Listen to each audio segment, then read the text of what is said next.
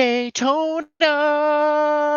That's right, we're back at the World Center of Racing for the final race in the Racecraft Grand National Series before the start of the chase. It's the Florida 200 here at Daytona International Speedway.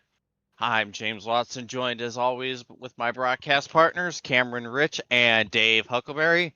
First of all, Cam, what are you looking forward to for tonight? Well, I'm looking to Let's Go Away, considering you just gave the old Daytona USA intro. But last race tonight before the chase, and it's going to be a fun one. We got a pretty tight field, a good little cut line going on. And, as always, Daytona brings the chaos out. So it should be a fun one here tonight. Some track facts there on the screen. 81 degrees here at the track length says 2.48. That's probably some weirdness of the iRacing stats. It is 2.5 miles and partly cloudy skies, 8-mile-an-hour winds. But yeah, definitely gonna be a fun one here tonight. 80 laps. I've heard that the fuel number is right at about halfway-ish, so could be a one-stopper here tonight, but I wouldn't expect us to go green. But definitely gonna be looking at that chase cut line. That definitely at super speedways, James. I mean that makes everything so much more stressful. Absolutely. Anything can go wrong and usually does. So if you're in a precarious points position, yeah, nervous times are upon you. But now it's time to get to our starting grid for tonight's race. Your pole sitter is the 66 of Tommy Ryan next to the 40 of Tyler Fody on the front row, the 34 JP Phillips, and the 5 of Jonathan Cutlip on row 2. Row 3 features the 22 of Josh Adams and the 09 of Ty McIntosh making his first start of the season. Ray Bracey in the 7 and Chad Frankenfield in the 15 on row 4. It's actually the 07 for Ray Bracey. The 3 of Jeff Ryan and the 7 of Cale Pocock on rounding out the top 10. Take it away, Cam. 11th is Harrison Talion next to Trey Ides in the 27. Jesse Racimus lines up next to Austin Abnett in P14. 15th is Jared Rexing next to Tyler Pop, one of our chase hopefuls for tonight. Jay Connor lines up in 17th next to Zach Rogers, making a one-off start for tonight. 19th is Tate Lytle, and he lines up next to P20 Kendall Noah Player. On row 11, we have the 29 of Scott Eckridge and the 20 of Gavin Higgins. 25 of Seth Rawls and the 95 of Gavin Hibbs on row 12. 54 of Hunter Smith and the 24 of Michael Hosek on row 13. Row 14 features the 11 of Matthew Weeks and the 26 of Brandon Wilkinson. Rounding out the top 30 is the 21 of Ryan Borges and the 32 of Dustin Dorr. Connor Thompson lines up 31st next to Kyle Hanshaw in 32nd. 33rd is our very own Chris Wright next to Mark Orbillis in 34th. Andrew Rucker lines up in 35th next to another one of our own, Sam Boutwell in 36th. Brent Jones in 37th next to Chad Turnquist in 38th. The Englishman, Nigel Stock, he lines up 39th next to Gerald Campbell. We got two more after that, so I'll just go ahead and round them out. Jacob Adams and Dominic Araya round out our 42 car field. So, yeah, 42 cars, plenty of cars to cause chaos. I mean, James, you've probably known you can have 3 cars here and have a lot of chaos here. So that doesn't really matter too much, but it just gets all that much worse when you have so many cars out here tonight. And with the stakes that much higher, I'm excited. Absolutely. 42 cars enter the race. How many make it through the other side? How many make it through turn 1? We'll get the over-under on that. I'll put a conservative number out there and say 30 and hope that we get the all the way over. Oh, boy. Well, yeah, we'll see about that. But the pace car makes a hard left-hand turn on a pit road. Tommy Ryan will lead us to the green flag. Green means go, and we are underway at Daytona. Even start for our front row as we barrel on down into turn 1. Cody getting a good shove from the 5 of Jonathan Cutlip, trying to shove that 40 car out front. But here comes Ryan with his unacceptable racing teammate, JP Phillips, right behind him, trying to keep it dead even on the back straightaway.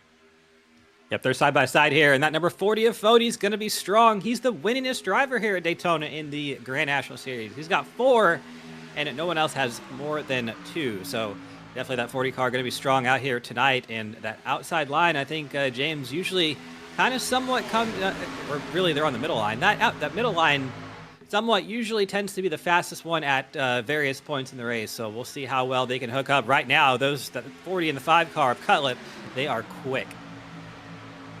Yeah, the middle lane always seems to be really effective with the package that's run on these O'Reilly cars here at Daytona.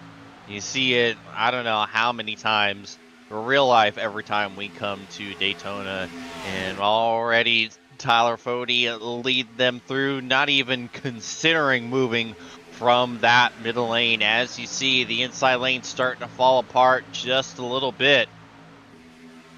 Yeah, don't look now. Ty McIntosh there, and that third car on the middle outside line. Ty McIntosh, he is not a regular Grand National Series driver, but he's very good on these super speedways, making a one-off start here tonight. And right up there, not really too much at stake at this point in the race. We're on lap 3, but doing a good job out there and running up at the front of the pack. Absolutely. Running the fastest lap of the night. Another thing that absolutely means nothing, fastest lap at a super speedway, usually it's going to be ran by the by one of the drivers further on in the pack. You see Austin Nabnett and then Tyler Popp, so it's just going to run through the field. Very misleading and useless stat. It's kind of like a lot of baseball stats, the fastest lap at a super speedway, but we will have a driver with the fastest lap here tonight, and it's going to mean probably absolutely nothing. But right now, the middle line just chucking along there. Tyler Fodi leading it and showing no signs of slowing down. They look like they're the line to beat right now. I don't know, Cam. I'm pretty proud of my .2 slugging percentage, which is probably good enough for the top 5 of my Giants. Yeah, I was going to say, is that like the slugging percentage of the Giants? Pain. Though. It's in the early days of the season where it's some teams that are going to absolutely do nothing, look great, and then so it's not going to mean anything by May. So we'll see. But so you mean it's okay that we have the same record as the Rockies? Everything's fine. Everything's great. Oh, we have trouble. The 3-car Ryan. Back up the track into the wall. Oh, and that somehow ended up not being a heck of a lot worse than what I thought it was. Got a couple cars turned into the inside wall. Jeff Ryan has a meatball flag, and it looks like that's Harrison Talon, who's parked on the apron right now. Gonna see contact between, I think, Eitzen and Jeff Ryan. And then Harry gets bumped from the 70 and knocked down towards the inside wall. You can see Jeff Ryan here. He does come down and gets knocked about 4 more times, I think, afterwards. That might be the most posthumous hit I'd seen after a wreck, but either way, we'll see what the meatball does to the car. I don't think it should be too terrible here. We'll see one more look at it. Just, yeah, I mean, Trey was there, and Jeff wanted to be there, could not unfortunately be there because, you know, when there's a car there, that usually is a solid object according to iRacing netcode. So, did cause that wreck there, but working lap number 5 here. Yeah, the thing that I'm very curious about is how much damage that's caused to the 70 car. Jesse Racimus was tied, essentially tied for the last spot. There was actually a 3-way tie for the last 2 spots. Both 13th, 14th, and 15th in the point standings are tied.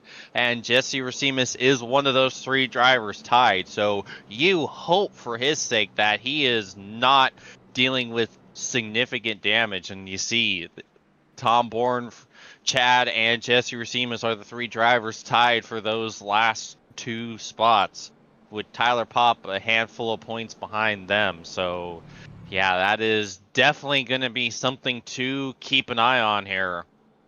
Yep, sure is. And one of the good things about Daytona is, obviously it is critical to have your arrow in order, but it also, with these caution laps being as long as they are, you do have quite a bit of time to fix whatever you need to.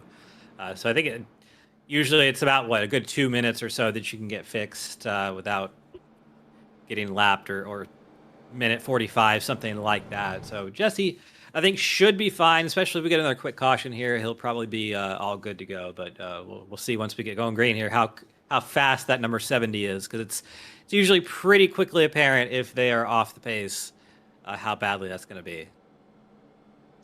Absolutely. And speaking of these long caution laps, I think we actually have an opportunity to get an ad in or two, so we're going to do just that. We'll be back shortly.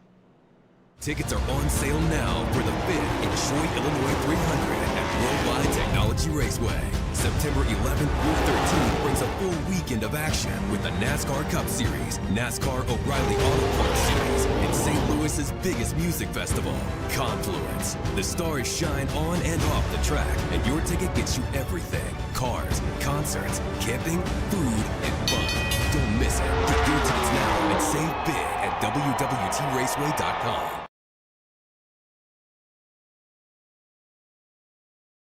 This is Bobby Boland from Tom Boland Ford, and I have huge news for you. Right now, we are offering interest rates as low as 3.99 on most of our used cars. That's right, 3.99 happening right now. And it gets even better. These used vehicles come with the Boland Lifetime Powertrain Warranty, giving you protection for the long haul. This is your chance to save big with incredible rates and shop our wide variety of trucks, vans, SUVs, and cars. Only at Tom Boland Ford in Hannibal. Heck of a deal, ain't it? Blue Egg Marketing. Rev up your business with Blue Egg, your marketing pit crew. Turbocharge your lead generation with experienced drivers that can navigate the competitive track to connecting with your customers. With Blue Egg, you're always in the pole position, leading your brand towards victory lane. So don't spin your wheels, accelerate success with Blue Egg, fueling small businesses to win big. Alrighty, we are back and we are just about ready to get back at it.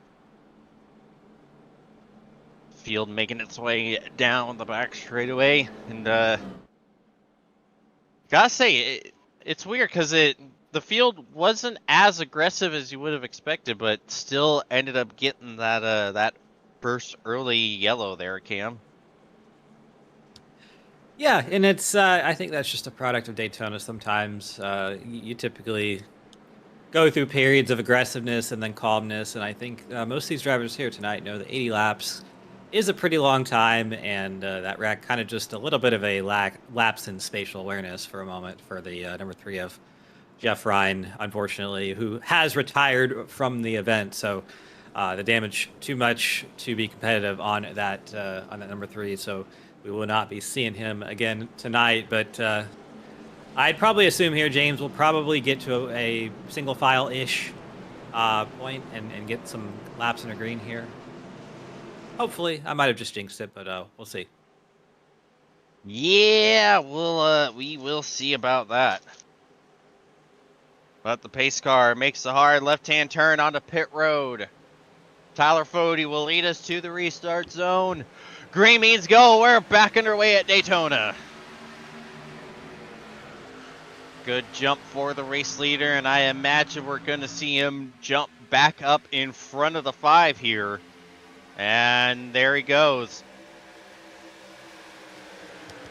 Sure enough, Tyler Fody comfortable with his dancing partner for now, Jonathan Cutlett, but Ty McIntosh there in the 09 on the bottom of the racetrack. He's hoping that number 60 of a Nabnik can give him a big push down the backstretch, which it's not going to happen. Whoa, Ty's actually going to fall back to him. They're trying to wreck in the back. We got a car in the wall. I think it's Tate Lytle. He's going to hold on to it, but that's going to cause a massive checkup in the field. 3 wide. Boutwell, Hibbs, and I believe Hanshaw. They're going to be working hard trying to get back into the draft. Meanwhile, that's really just absolutely killed the inside lane. We just have 4 cars getting freight trained here.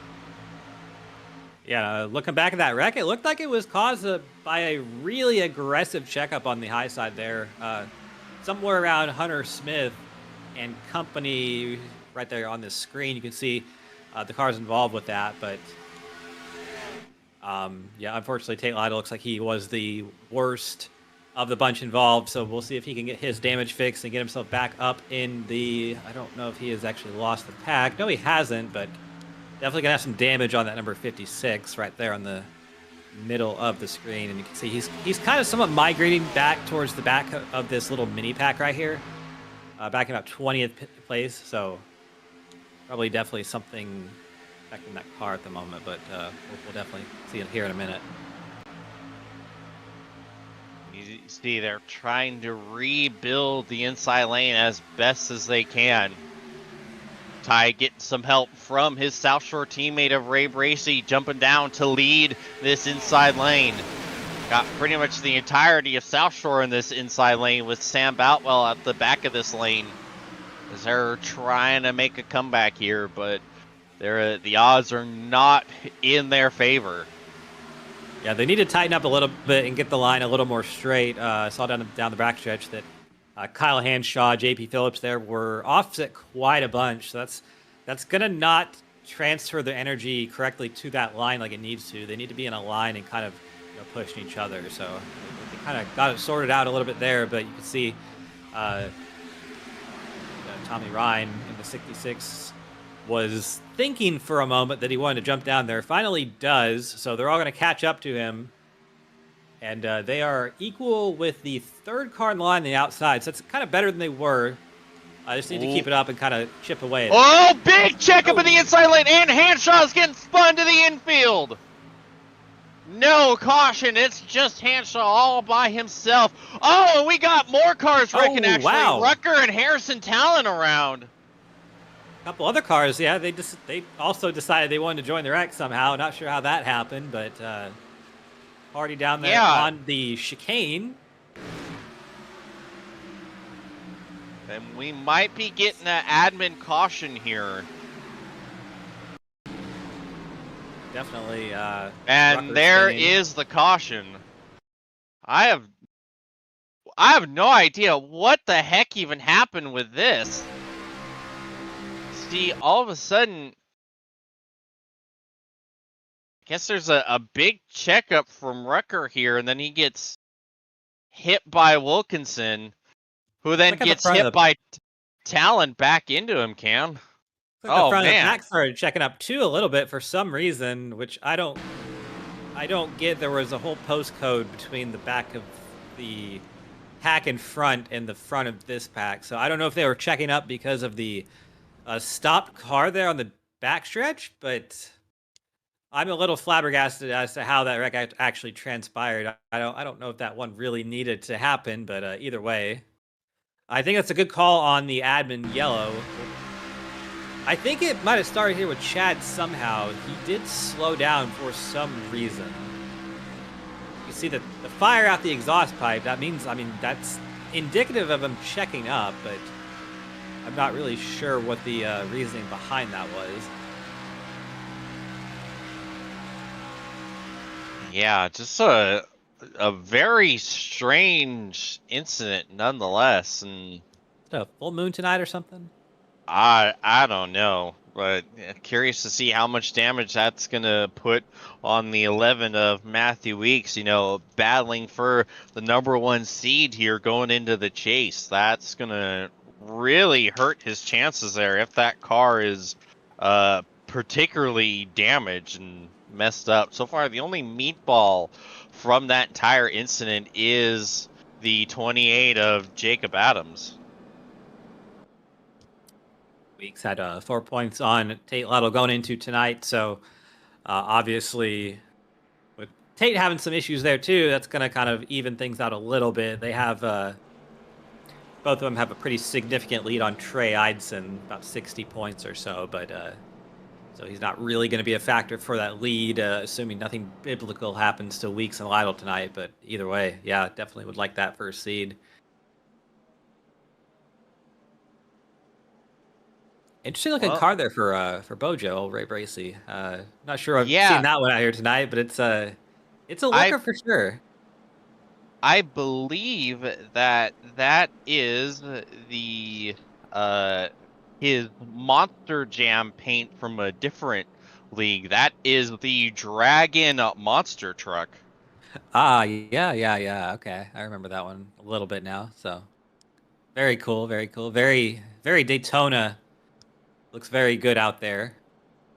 Go through some of the other top 10 drivers here. Back to Austin and Nabnett, and seen that car in the ARCA series quite a bit. That green and yellow Lotus themed machine, always a good looking race car itself. So it's one of the cool things about Elite, James, is a lot of good looking paint schemes out here every week, and a lot of them thanks to that number 07 driver we looked at just a minute ago with the Monster Jam themed truck. Ray Brazy, he paints quite a bit of these, so shout out to him.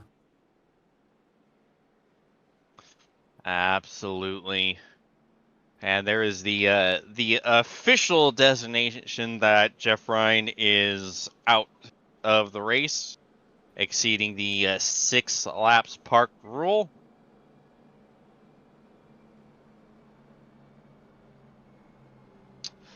Meanwhile, we're gonna go ahead and get in one more break, and we will be back shortly here.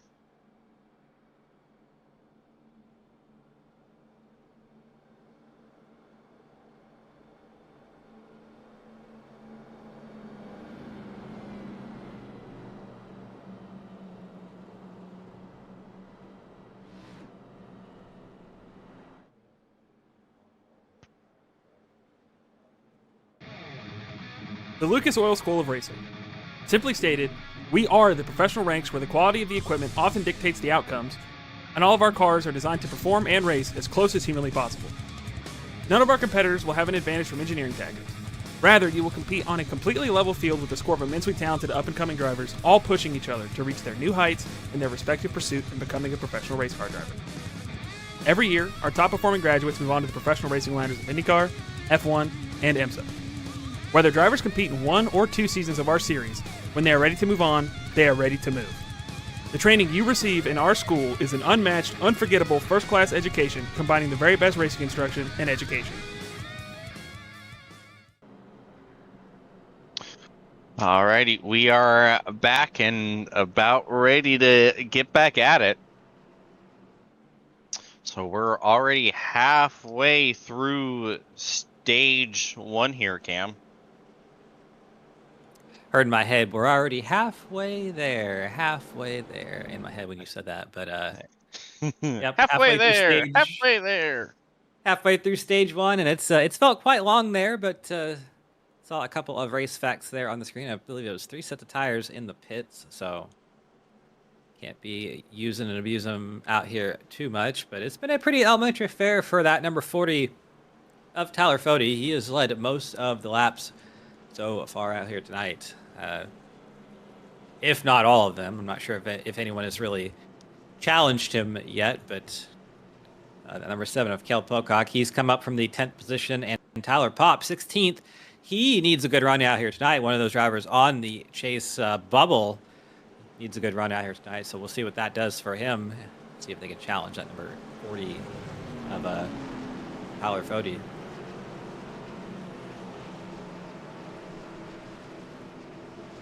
Absolutely. Some interesting chatter over the radio, but for now, pace car won't make the hard left-hand turn onto pit road. Tyler Fody going to once again lead us to the restart zone. Green means go, and we're back underway at Daytona.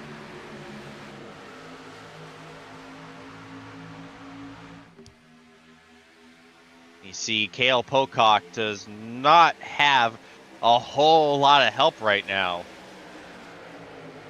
Yeah, he is falling back a little bit into the clutches of the 66 of Tommy Ryan, the other Ryan brother there, and they're starting to form up there on the bottom a little bit. The push from Bojo, and I believe that is Kendall Noah Player behind him with some help from Jared Rexing and a couple other friends. So they're going to form that inside lineup. Somebody's in the middle. Looks like that's Rexing. There's contact. Oh, meanwhile, we're 3 wide here, Rexing and Higgins.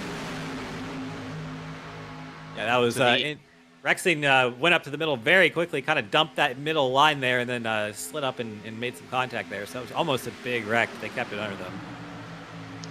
Yeah, that's the last thing you want to see. And here's Rexing trying to get maybe back up to the outside lane. And he will. Frankifield's going to follow him as Mark Robiles in the wall a little bit. Oh, hang on to it, Mark. This is going to cause a huge checkup in the back. Ty McIntosh just completely parked behind Mark Robiles. I know Ty is potty mouthing in that race car right now, probably saying all sorts of words that cannot be broadcasted over the air due to some FCC and other types of regulations. YouTube would kill us, but yeah, he is because the probably FCC not happy. Won't let me be. He's probably not happy about that one. Definitely falling back into the back of this pack a little bit, and not what he wanted to, but yeah, it looks like we are. Whoa, we're actually starting to get some 3 wide up at the front. 3 wide, about 3, 4, 5 rows deep. Right behind here, Jonathan Cutlip has fallen off of his dancing partner, the number 40 of Tyler Fody, so he's stuck there in the middle right now. Kind of has help from Trey Eidson, a couple other friends behind him, but the outside line a little bit disjointed right now. They have a couple cars up there, but it's not really as strong as it was. Tyler Fody now kind of playing that middle line with a push from Adams right now. Pocock on the inside. That number 66 of Tommy Ryan, he just needs to kind of get up there and then shove that 7 a little bit harder, I think. He's, I know it's the early parts of the race, but he's backing off in the corner just a little bit, and that's kind of stalling that 7 of Kel Pocock out. Ooh, right there. That's a big push from Ryan. Get that 7 car sideways. They are racing. There we go. You see how they kind of fell off in the corner a little bit there, but he needs to do that again without the swirly dirly there on the 7. Kind of get him up there to challenge. Oh, they're trying. Oh, got car sideways. Hosick and Dominic Wright sideways. Oh, Hosick's going to hit the wall on the inside. Wright's going to keep it out. Oh, boy, that should have been a lot bigger than what it was. Yeah, I don't think we actually had any hard hits there. I think we essentially just had all the cars take the chicane there. It's a fairly significant contact on the inside wall for Hosick. He's gonna smack it right. Oh, here. Yeah. I think Wright got it just a little bit too. Sam Beltwell, he did kind of just take the chicane, hopping through there like the Easter Bunny, and then away he goes. He should be fine, but looking at Wright here, Wright has a little bit of damage, maybe a little bit less than Michael Hosick, though. That left side of Hosick's car is kind of kinked up a little bit, not looking like it should. Yeah, I think Dominic Wright actually kept it out of the wall, which was crazy because he was facing the wall head on. Like, if you looked at Hosick and Dominic Wright and asked, okay, which one of these cars hit the inside wall, I don't think anyone would have answered Hosick. That was a heck of a save from Dominic Wright to keep that car out of the inside wall, and just now having to do the caution dance here just to get back in the draft. But yeah, that thing could have been way worse for the 43 car. Yeah, another one who's doing the caution dance. Back to 37th, Matthew Weeks, our points leader coming into tonight. He is well off the pace. He fell off the draft pretty early on the restart, and looks like that car has quite a bit of damage, aero damage, suspension damage. I'm not sure. He actually just got ran down, tracked down, and passed by Sam Beltwell, who was in that last wreck. And Sam is now driving away. Big sideways for Tate Lytle. Oh my God, what a save! I don't know if he got loose or got a bump from Gavin Hibbs, but holy crackers, that was terrifying to see. Yeah, they're sure providing us some entertainment up here in the booth.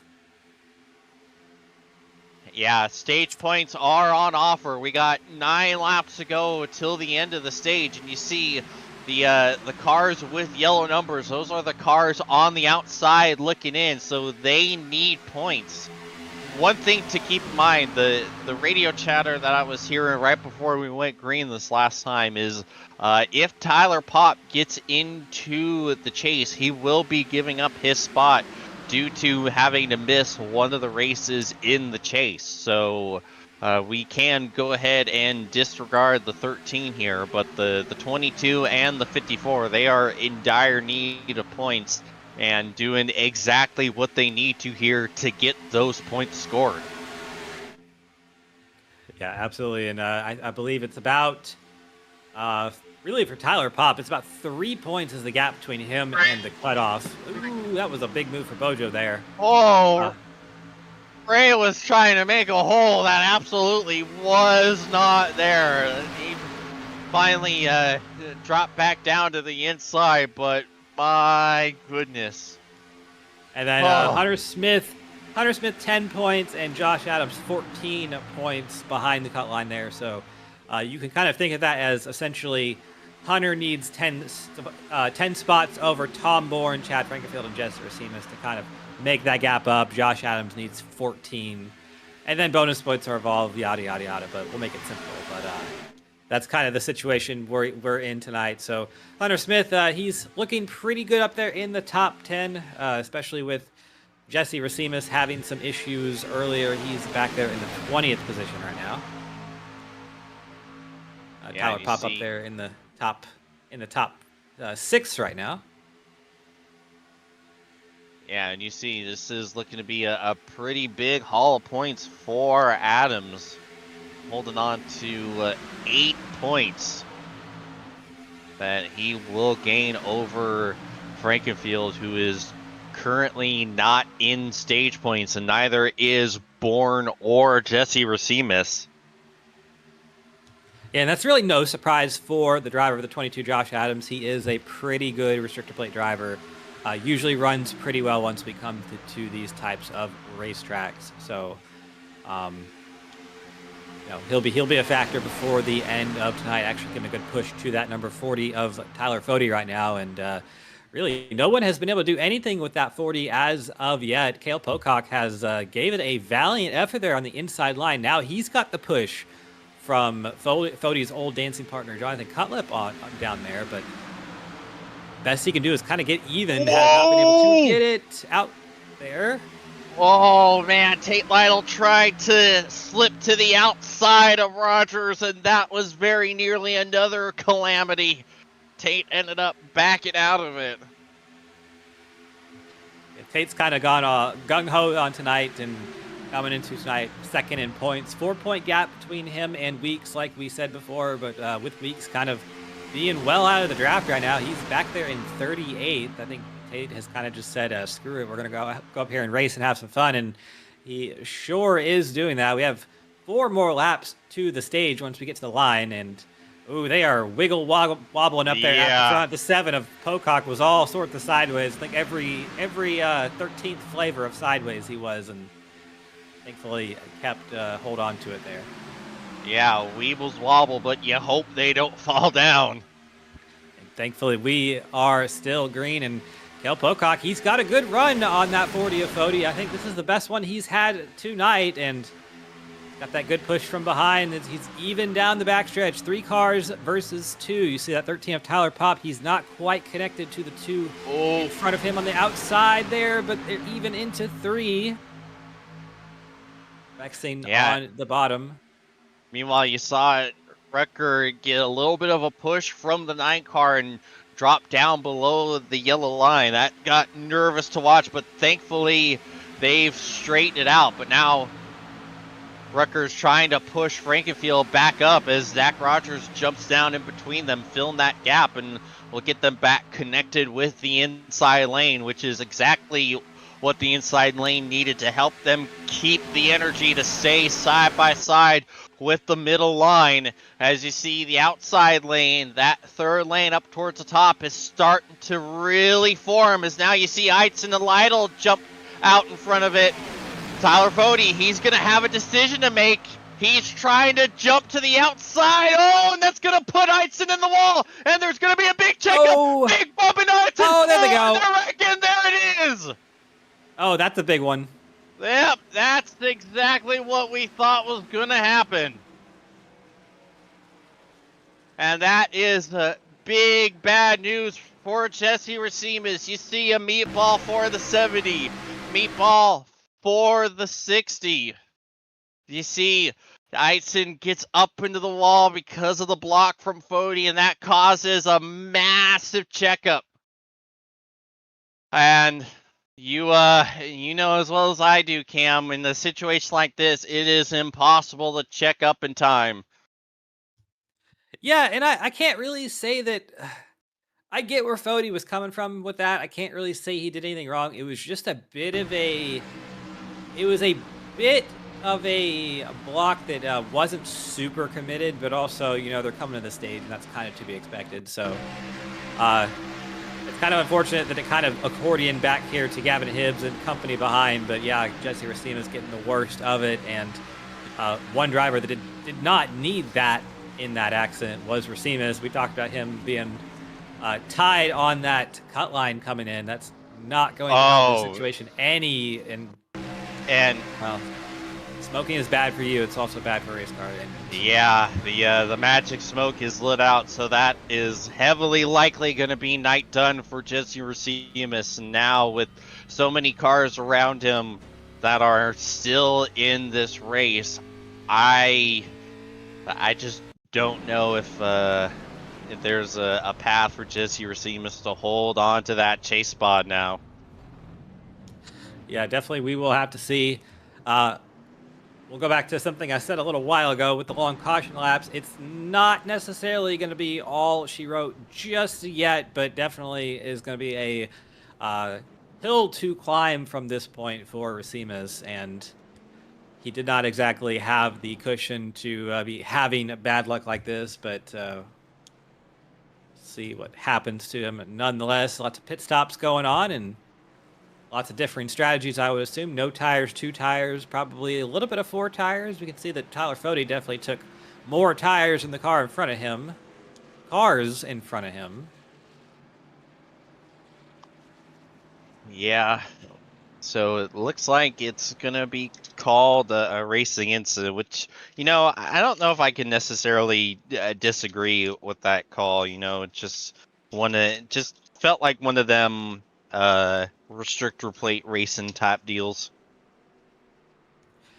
Yeah, for sure. And I definitely would agree with that as well. It was a bit of what I would call egregious block, but also nothing that it's not anything unlike what we see elsewhere. So I think all is well there. Unfortunately, that caused the wreck, but I believe that the stage points went to Cale Pocock, if I'm not mistaken. The 10 points for that. You are correct. So that is big for Cale Pocock.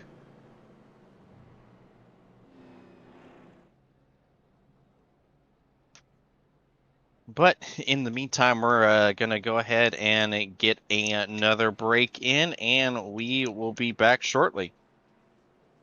Looking for a heck of a deal? You'll find it at Tom Bolin Ford in Hannibal. Right now, over $4,000 off 2025 Escapes, $2,500 off 2025 Broncos, and over $5,000 off select new 2025 F-150s. And the best part, every one of them comes with a Bolin lifetime powertrain warranty at no extra cost. Big savings, long-term peace of mind, all in one place. Tom Bolin Ford Hannibal. Heck of a deal, ain't it?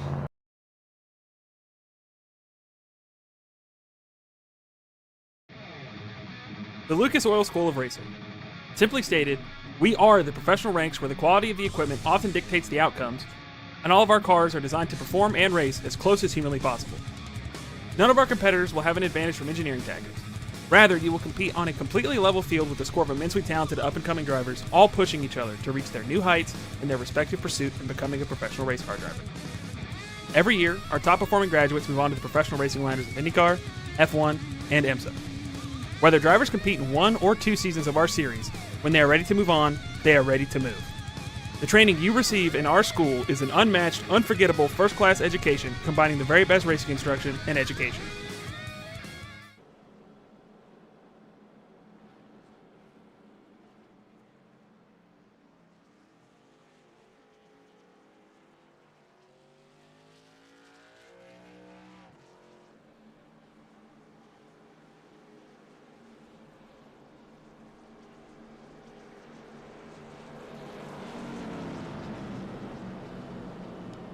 believe we are back here at Daytona, and yet another lap of pacing we will be doing. Looks like race control added a lap of caution. Actually, no, someone stopped on the field, stopped on the racetrack. Not sure who that was, but that gave us another lap of caution here. Yeah, a lot of kind of Yeah, so random what it stuff was going on. Trey Idson stopped on the track because he got an EOL for going through too many stalls, and that.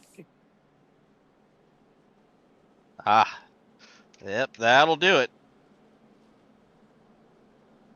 Sure will, but we'll get going green here after this and see a couple cars in the back of the pack kind of taking the opportunity of the extra lap to come down pit road and presumably fill up a little bit, as we are going to be close on fuel from this point. So we'll see how that transpires. Yeah, I can't imagine anyone will be able to make it all the way to the end, but you know, when it comes to fuel mileage, stranger things have happened. Yeah, sure thing. And Andrew Rucker is actually our leader now, so he will be he will be the control car coming to the green flag with that number 40 of Tyler Fody behind him. So definitely the dominant car of the night so far. Really, no one has had an answer to Tyler Fody just yet. Cale Pocock did win the stage, but he was probably the biggest challenge to Fody there before the stage happened. So actually not really sure where he's lined up. He's back there in 18th, so he must have maybe topped off on fuel or something like that, because he's well back there. But definitely looked good so far, and kind of coming up to halfway here. So probably going to see a different vibe of the race once we get past that halfway point. A little more electric going to be, I think, once we get past there, and definitely with intensity will ramp up just a bit.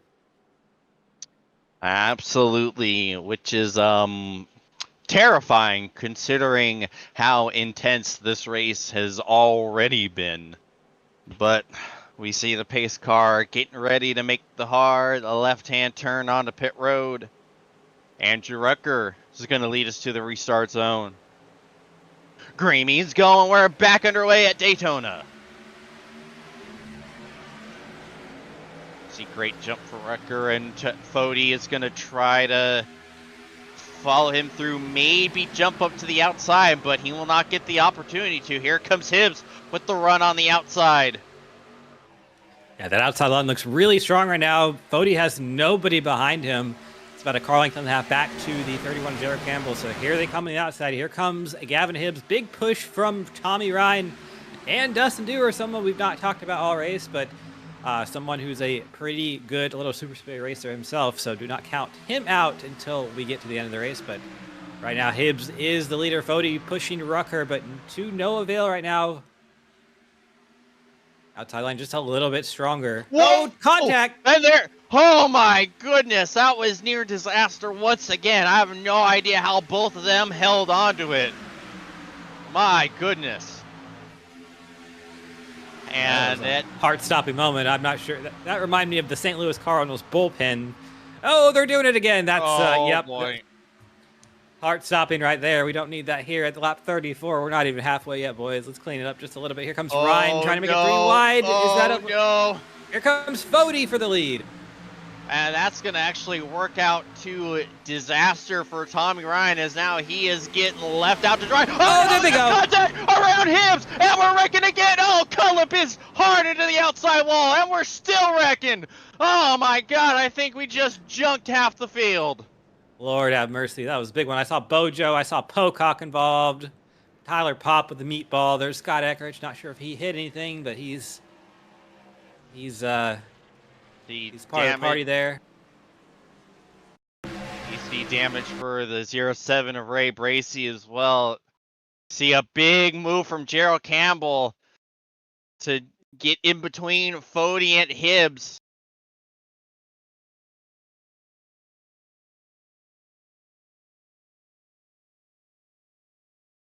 And then contact with Pop into Hibbs.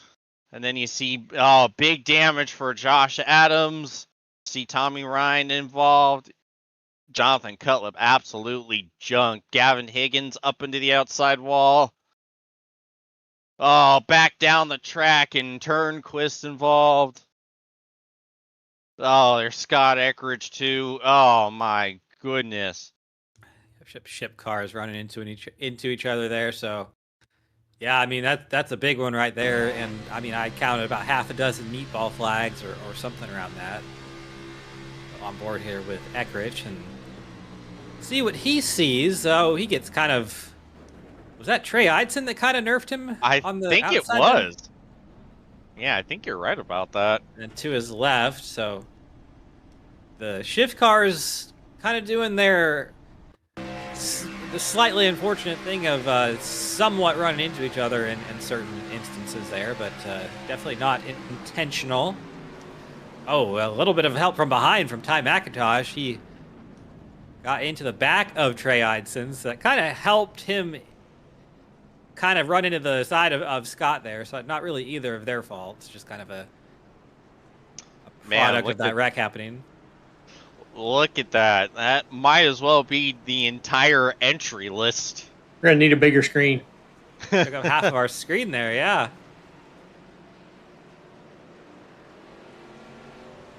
And Gavin Higgins is already left. I don't think we're gonna have to worry about Tyler Pop having to give up that chase spot.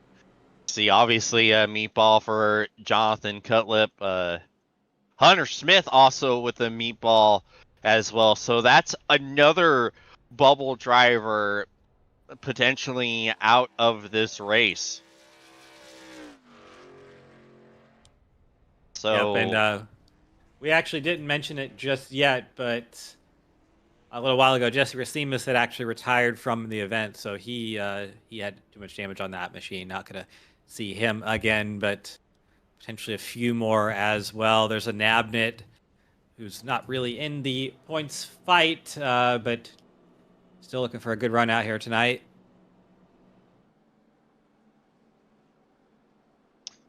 So now the question is there anyone left to take these last few spots? Because you see, I think Frankenfield was able to get through it without hardly any damage. Is Tom Bourne even in this race? Tom Bourne is not in this race, so yeah, that is another bubble driver out. In fact, he was one of the ones tied with Racimus and Frankenfield. So I have absolutely no idea how this is going to go then, because obviously Chad is going to be ahead of Tom. Even with his troubles, Jesse is going to be ahead of Tom just for the fact that he showed up. So now, and then got Pop out, but he was already going to be out anyways. Smith with having a meatball. So yeah, this is going to make things very fascinating here for who gets that final spot. It sure will, and it'll be right before halfway when we take the green here. Here is our standings all the way back to 20th. Chris Wright there with 197 points. I'd say that's a bit of a long shot back there, but also it is Daytona, so not that long of a long shot if we continue to see what we've seen tonight. So yeah, definitely gonna have to wait for the points to be tallied, and I think we will hopefully get that before the broadcast ends. We'll be able to give a good update of that. Believe that we'll be waiting on Chad for that one, so hopefully he gets his act together. But either way, yeah. So I think the one in the driver's seat might potentially be the 25 of Seth Rawls. You know, I think he was only like 14 points potentially behind the tie. So if he can stay in the draft and get himself a top 10, he might be able to snipe that final spot. Yeah, what a way to make the chase. Very Seth Rawls coded to kind of just be right there and get in with others' misfortune. And that's not a disparaging thing to Seth. Seth's a great driver. It's just he always has a way of being there at the end somehow. Green flag out here at Daytona. Good restart on the bottom. Not so good on the restart. Andrew Rucker was caught sleeping there. I think Fody and Lytle.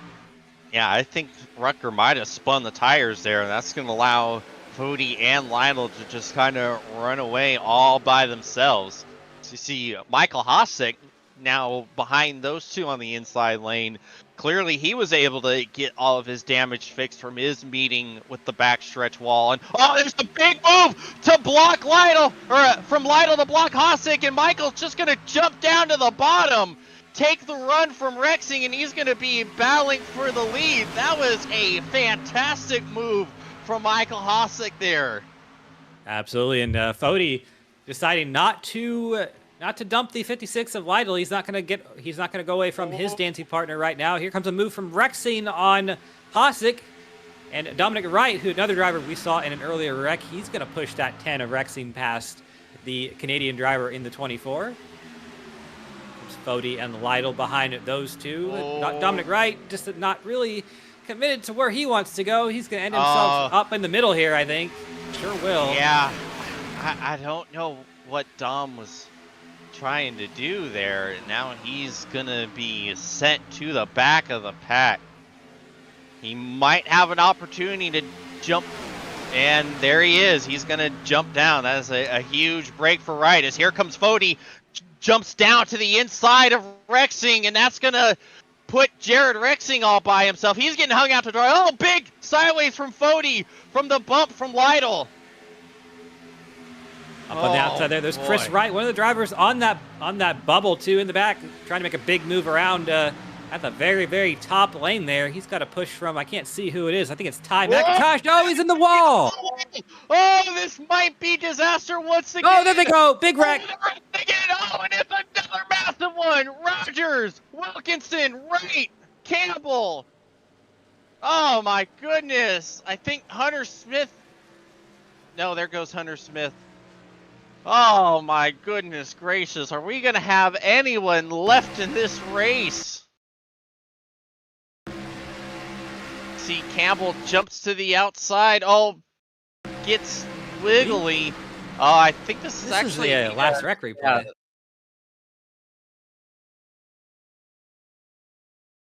Yeah, this looks to be the last major melee. Okay, here we go. 3 wide. Oh, and they to go by the lap car, Josh Adams, when they're already 3 wide. And 4 wide at Daytona just doesn't quite work, and that's gonna end up, I think netcode might have actually been what put Rucker around. Yeah, and that's what race control rules. That sends Wright back up into Campbell. Zach Rogers nowhere to go. See damage for the 9 of Jay Connor. I believe Ty actually got in this a little bit too. On the brakes, you see the tire smoke coming out. He goes up to the outside. He's going to plunk I think it's Chris Wright here, or maybe right here. That's Brandon Wilkinson. Yeah, boop. Just a little kiss. I don't think that's going to be too much damage for Ty. You should be able to get that fixed up on the caution. Yeah, Brandon looks fine. I'm looking at him right now, so just a little bit of track position loss there, but yeah, I mean, James, these wrecks that we're not having small wrecks. We're having 10 cars per wreck. So I echo your sentiment. Are we going to have anyone left by the end of tonight? Yeah, and somehow we now have Chris Wright and Hunter Smith in the top 10. As Gerald Campbell and Chad Turnquist have officially retired from the race. Lots of pit stops going on. Why don't we take this opportunity to pay some bills? Tickets are on sale now for the 5th Detroit, Illinois 300 at Worldwide Technology Raceway. September 11th through 13th brings a full weekend of action with the NASCAR Cup Series, NASCAR O'Reilly Auto Parts Series, and St. Louis's biggest music festival, Confluence. The stars shine on and off the track, and your ticket gets you everything: cars, concerts, camping, food, and fun. Don't miss it. Get your tickets now and save big at WWTRaceway.com. Blue Egg Marketing. Rev up your business with Blue Egg, your marketing pit crew. Turbocharge your lead generation with experienced drivers that can navigate the competitive track to connecting with your customers. With Blue Egg, you're always in the pole position, leading your brand towards victory lane. So don't spin your wheels, accelerate success with Blue Egg, fueling small businesses to win big.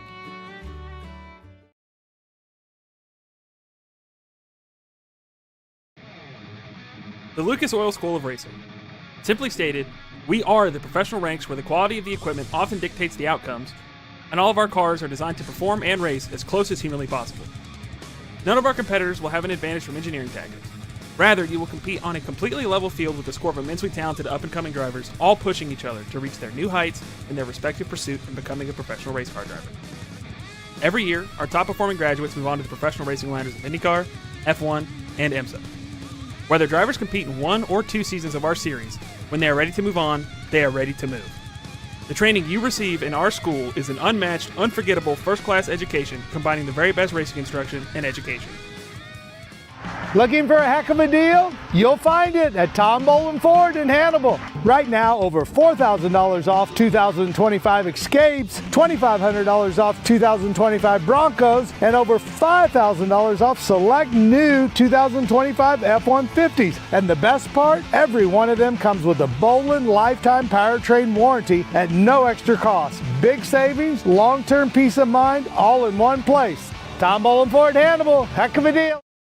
Racing isn't easy, but experiencing it is.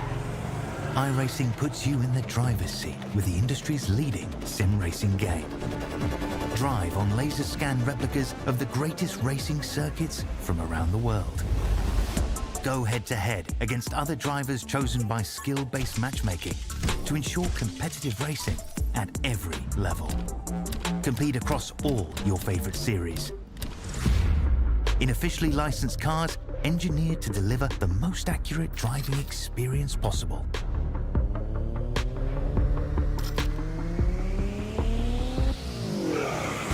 Join a race or host your own with players from across the globe. Race against the computer or in a league with friends. Feel the thrill behind the wheel. Visit iRacing.com.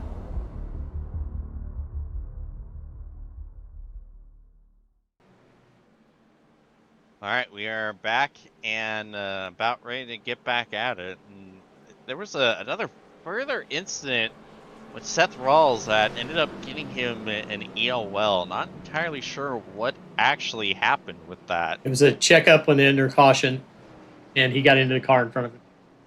Oof. That is unfortunate. That's going to put him at the back of a lot of wrecked cars, so it's going to be touch and go if Seth can hang on to the draft. Yeah, and that's just a frustrating place to be. And we talked about him kind of being in that bubble zone too, so he needs to be up here in the front with the pack, and he's gonna have to pass a lot of cars to get up there. Absolutely. As JP Phillips will lead us to the restart zone.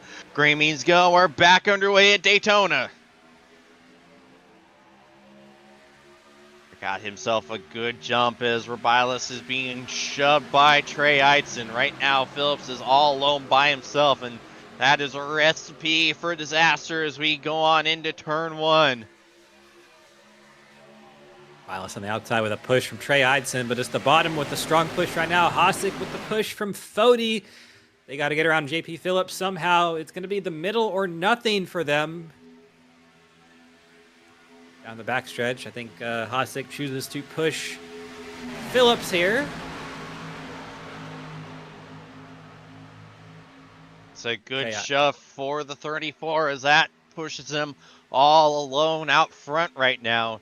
See further back, Seth Rawls trying to get himself back into the lead draft, and it looks like he has. Like he's past the wounded warriors that are still continuing in this race. Yeah, that's great for him. He's going to need to stay on the kind of tail end of this lead pack up here. Marco Bialis at 99 having a bit of trouble staying up there with the bottom side right now. He's got the push from behind of 27 of Trey Eidson. Kind of chooses to duck into the inside line there behind Tyler Fody. And leave Trey Eidson all by his lonesome. Not so lonely. He's got a Tate Lytle and Cale Pocock behind him. So there's also Tommy Ryan. So it's kind of a group of cars right there. They've all been pretty good pushers at one point or another in the race. I think Trey should be good here. Tyler Fody thought about it for a second and then took it. He's going to go up there and move in front of Trey Eidson, take that outside line, because I think he kind of knows and understands. You see a lot of good draft IQ with the driver of that 40. He knows and understands where that run is going to be coming from, and you can see right here, they have the run absolutely on the inside line. It's going to be quick and easy here for the driver of the 40 to get around JP Phillips, I think, once they go through 3 and 4. And that's such a dangerous thing, is when you have someone that understands the draft in this degree. You know, plate racing can be very random at times, but there's a reason why certain guys always seem to make their way up front no matter what, like a Tyler Fody or like a Denny Hamlin in real life. You know, they know what it takes and can kind of manipulate the things around them to get themselves back up to the front time in and time out. And while the actual finishes might be random and a lot predicated on luck, you know, just being able to make your own luck and get yourself in position is, you know, a skill in and of its own right.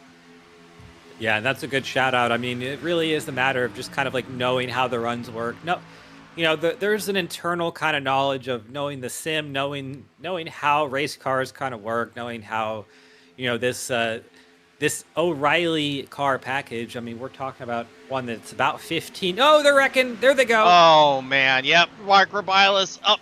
Gets hit by Brent Jones. Weeks involved. Sam Boutwell on the wall. And, whoops. So glad that Matthew Weeks was able to get all of his damage fixed to have more of it added on.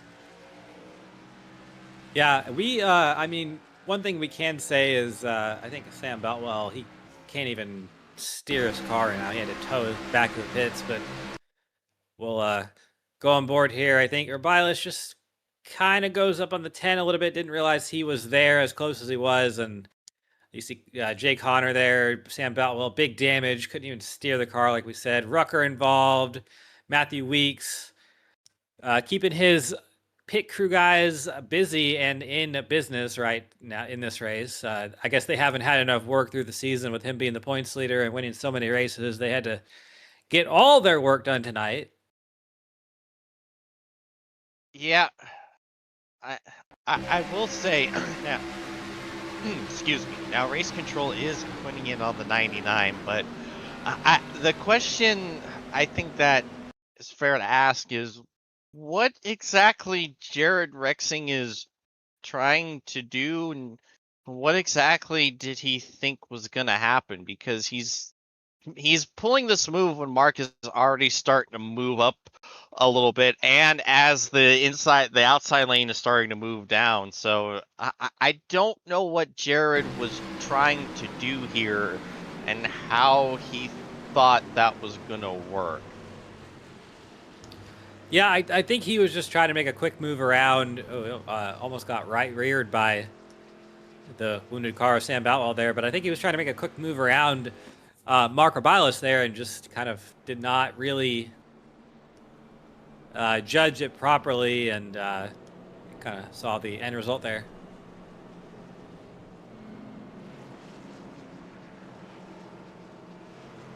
Well, we are going to get ourselves another ad break in, and we'll be back shortly. The Lucas Oil School of Racing. Simply stated, we are the professional ranks where the quality of the equipment often dictates the outcomes, and all of our cars are designed to perform and race as close as humanly possible. None of our competitors will have an advantage from engineering tactics. Rather, you will compete on a completely level field with a score of immensely talented up-and-coming drivers, all pushing each other to reach their new heights in their respective pursuit in becoming a professional race car driver. Every year, our top-performing graduates move on to the professional racing ladders of IndyCar, F1, and IMSA. Whether drivers compete in 1 or 2 seasons of our series, when they are ready to move on, they are ready to move. The training you receive in our school is an unmatched, unforgettable, first-class education combining the very best racing instruction and education. Blue Egg Marketing. Rev up your business with Blue Egg, your marketing pit crew. Turbocharge your lead generation with experienced drivers that can navigate the competitive track to connecting with your customers. With Blue Egg, you're always in the pole position, leading your brand towards victory lane. So don't spin your wheels, accelerate success with Blue Egg, fueling small businesses to win big. Tickets are on sale now for the 5th Detroit, Illinois 300 at Worldwide Technology Raceway. September 11th through 13th brings a full weekend of action with the NASCAR Cup Series, NASCAR O'Reilly Auto Parts Series, and St. Louis's biggest music festival, Confluence. The stars shine on and off the track, and your ticket gets you everything: cars, concerts, camping, food, and fun. Don't miss it. Get your tickets now and save big at WWTRaceway.com.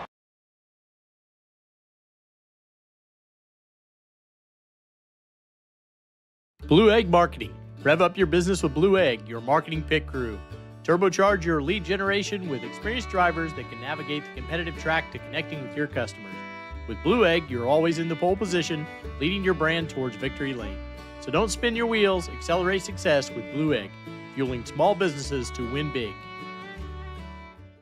This is Bobby Bolin from Tom Bolin Ford, and I have huge news for you. Right now, we are offering interest rates as low as 3.99 on most of our used cars. That's right, 3.99 happening right now. And it gets even better. These used vehicles come with the Bolin Lifetime Powertrain Warranty, giving you protection for the long haul. This is your chance to save big with incredible rates and shop our wide variety of trucks, vans, SUVs, and cars. Only at Tom Bolin Ford in Hannibal. Heck of a deal. Alrighty, we are back, and we are joined by the 5 of Jonathan Cutlip, and unfortunately they're a short night, John. First of all, I gotta ask, are you still alive? Because that was a very hard hit to the outside wall. Yeah, luckily it was a very hard impact, but safety equipment did its job. I'm glad I took my hands off the wheel before hitting the wall, because it was pretty bad. But yeah, that's definitely not the way we wanted to end the night. Yeah, it was kind of a surprising race. Everyone has been pretty aggressive from the moment the green flag dropped. Are you surprised by that? Not really. They changed the play package for these cars since we last raced them, and we can actually do things with them now instead of just sitting in our own lanes, just riding around. And I'm not sure everyone was expecting how much of a difference that it actually made to the cars, because the runs you're pulling up on people and you're able to, do things by yourself for the most part. It's just you're building runs so quick, and the speed differential is just catching a lot of people off guard. Interesting. Well, this is not the ideal way to end the regular season. So, what are you gonna do to try to turn the momentum now as we go into the chase starting next race? Nothing really changes. It's just kind of just doing what we're doing, just trying to figure things out little by little. Working on some things I can improve here and there. Obviously just take it race by race. It's been a lot of fun this season, even though our results aren't really showing. It's just, like I said, working on certain things that are within my control, and not really letting the results reflect that, I guess you could say. But yeah, it's a bit of a boring answer. We'll just have to see what we can do in the chase, I guess. Absolutely, but it's a great answer. So any sponsors, plugs, and shout outs you'd like to give before we let you go? Yeah, shout out to you guys up here in the booth, Dave, Cameron, Carlos, and you, James. You guys do a phenomenal job week in and week out. It's top tier broadcast. Shout out to Elite as a whole. It's always fun just to be able to race most of the days of the week. Shout out to my mom. She watches every race. Happy birthday to her. It's a bit early, but still, nonetheless, happy birthday to her. And shout out to Race CPI. I'm looking forward to tomorrow night, so we'll have to see what we can do there. Absolutely. We appreciate you, John. Hopefully we're talking to you again next week in much better circumstances. Yeah, hopefully you guys can get a good race here tonight. The package can be so exciting, so hopefully it reflects that here. Alrighty, there is the 5 of Jonathan Cutlip with a short night. But as you see, Cam, we are back at it, and things seem a little more calm. We're getting that outside lane train right there by the wall that we're accustomed to seeing.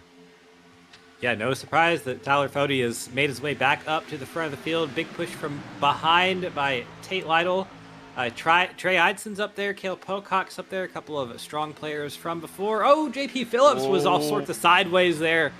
A bump from behind. That was Tommy Ryan.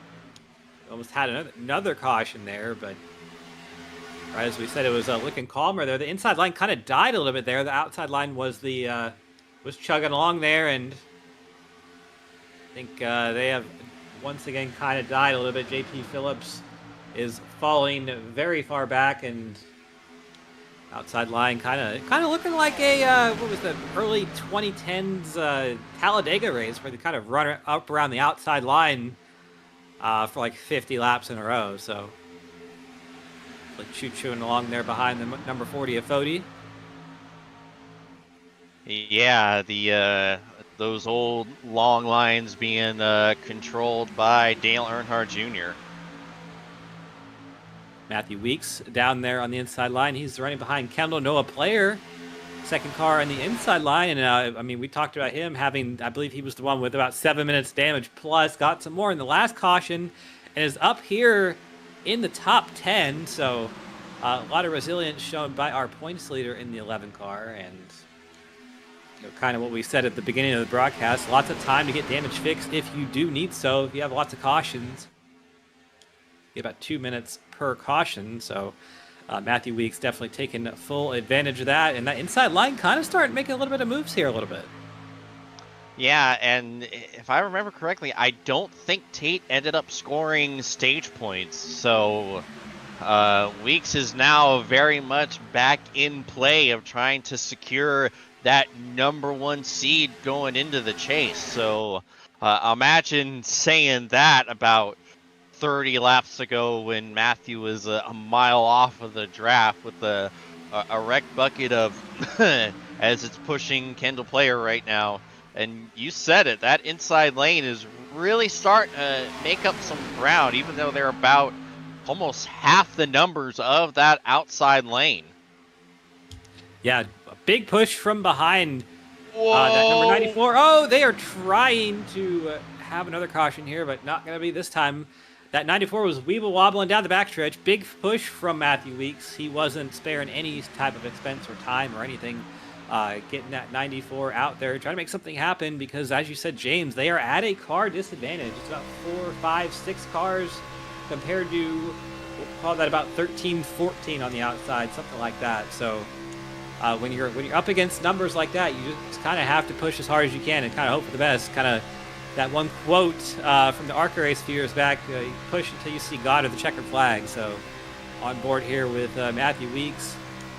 A lot of black rear Camaro bumper in front of his windshield right now, but kind of just has to push and hope for the best. That was not the best. That got Player sideways going into the trial. Well, good job by Kendall to hold on to it, but Matthew Weeks has had enough. He's going to try to leave the 94 all by himself, and he's got Phillips and Ryan joining him. But it's just those three by themselves, essentially, is a lot of the help they had has jumped up to the outside lane. Oh, and what? Sorry, Cam, but a big shove from Phillips into Weeks, and now they're going to get a lot of help here as the remaining South Shore cars, Bracy and McIntosh, jump down. And that is working great as they are almost alongside up to third in the outside lane. And I think that what that was, I think what Weeks was essentially saying there was he did not like the stability of that 94. Probably not giving him that big of a push and having the 94 kind of wiggle around like that. He probably wasn't comfortable with the amount of what he was getting out of that. So that's probably why he went 3 wide middle to get around. And you can see this inside line kind of starting to creep up to the 40 of Tyler Fody. Once again, Ty McIntosh up there, even with the third car on the outside line, Trey Eidson right now. So they just have to keep chipping away at this. And hopefully they can get up there and challenge. But they're doing a lot better job right now than they were a couple laps ago. Yeah, and you see the South Shore teammates are working together fantastically as they are just about alongside Tyler Fody for the lead of this race.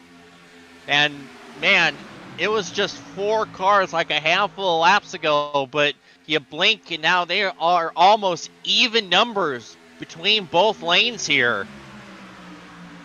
Yeah, the draft is so influenced by kind of who's in it, so the fact that those, we have a couple more stronger cars there on the inside line. Ty McIntosh, Ray Bracy, Matthew Weeks, of course, JP Phillips there, Tommy Ryan. They've all kind of gotten together. That push is stronger than it was a few laps ago, and they're able to kind of hang together a little bit better. So you can see that Tyler Fody there he's washing up just a little bit through the middle of the corner. That's kind of breaking the draft from behind of Tate Lytle just a little bit. Yeah, that's going to mess up the outside lane, too, as you saw Cale Pocock got out of lane a little bit. That was causing a check up from Thompson Gardner. Thankfully, it did not end in calamity like we've seen a few times tonight in almost exactly equal or exact scenarios. McIntosh now up here even with Tate kind of through 1 and 2. I think the outside line going to have the small advantage here down the backstretch. Ty is going to lose about a car there now, even with Trey Eidson in the 27. But through the corners, generally the inside has a bit of an advantage here. Trey not behind that 56 like he should be on the outside. That's going to slow them up just a little bit. But I think the inside did not get going like they should have as well.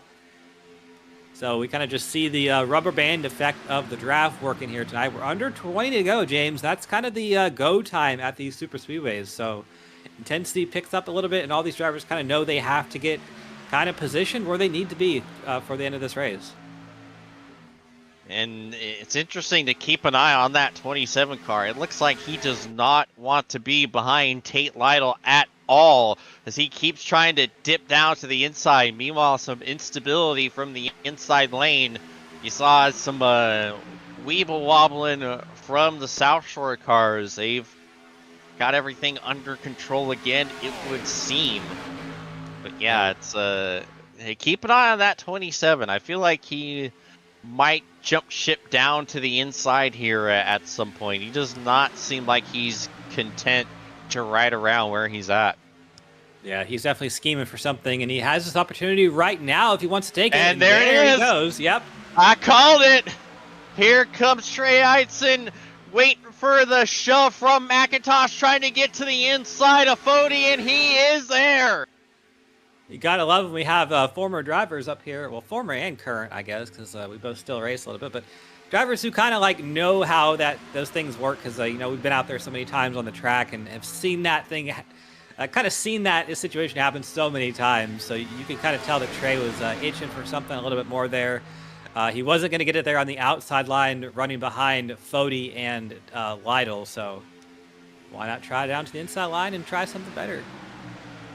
Now, the interesting thing is that doesn't really seem like it's helped the inside lane. In fact, it's kind of hurt it a little bit, because all of a sudden they are not able to keep the same amount of energy as they had been. But as soon as I say it, here comes the run, and Eidson is now inching ahead of Fody just like that. No! Oh, the pushing is getting crazy. Oh, and everyone having to jump out of line a little bit to check up. We stay clean and green as here they come past the lap car of Josh Adams. Josh had gotten up to 2 laps now going back to 3.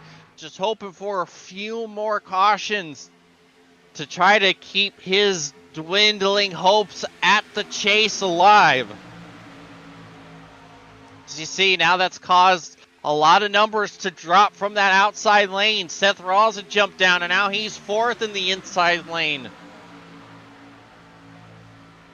Yep, here they come once again, inside lane trade. Eidson, bit of a run here out of turn 2. No lap car in front of him this time, so this should be a better attempt here. He's got a good push from behind from McIntosh and Bracey. You see Matthew Weeks had jumped up to the outside lane. A bit of a surprising move by that. I don't know why Weeks did that. You see, they are once again alongside each other, and I'm also getting the same little bit of inkling that Lytle might make a... Actually, no, wait, never mind, because I for some reason briefly forgot that they were teammates. So yeah, disregard that. Huge push here from McIntosh to Eidson. He's actually bumping him through the corner. That is razor edge kind of stuff there. You got to be very careful with that, but it's effective. It's ugly but effective here. Eidson with a great run down the back. Oh! Ooh, trying to wreck. Yeah, that's gonna cause a little bit of 3 wide behind. Ryan able to check up and get back behind his teammate of Phillips, but it's gonna take them some time to rebuild that energy on the inside lane, and that's gonna cost them a little bit of pace here. Now Fody is once again all alone leading that outside lane.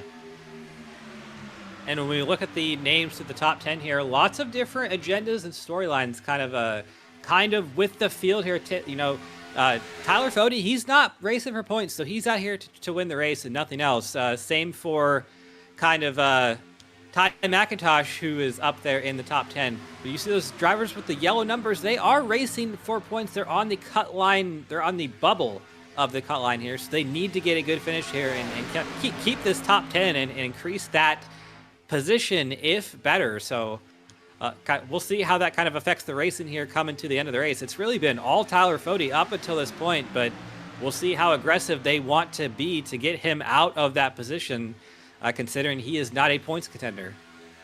And it's going to be especially important for those yellow numbers because of all the calamity we've had.